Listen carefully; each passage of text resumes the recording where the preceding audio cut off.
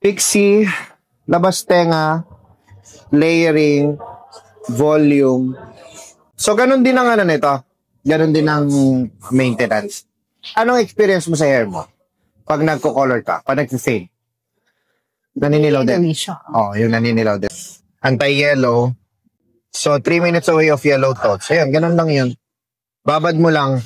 Ito may ano naman, instruction 3 to 5 minutes. Ngayon, sa'yo medyo iba ang effect.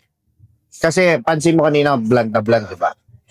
Bago natin pinatong yung color. So, kung gagamit ka na anti-yellow, mapapansin mo yan, parang medyo nagpo-purple.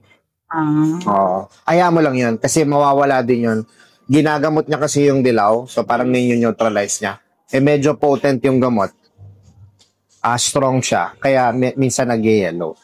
Pero sa kanya, hindi masyadong ganun yung effect. Kasi hindi masyadong, dilaw na dilaw yung sa'yo lang. Okay? But then again, pag nag-fade yun, magiging parang maputi-puti na siya. Yung puti mo ba sobrang dami? Oo. Di lang yan. Pag tubo ng puti, parang wala lang. Hindi naman ang gold, di ba? Direct, close up mo lang yung ating close up. Para lang makita ang ating kita ba direct? Okay naman yung highlight, no? Oo. Cheap. Ganda. Ito lang ako na parang masyado siyang nakahati. Parang sa kanya strong din yung partition ng hair mo.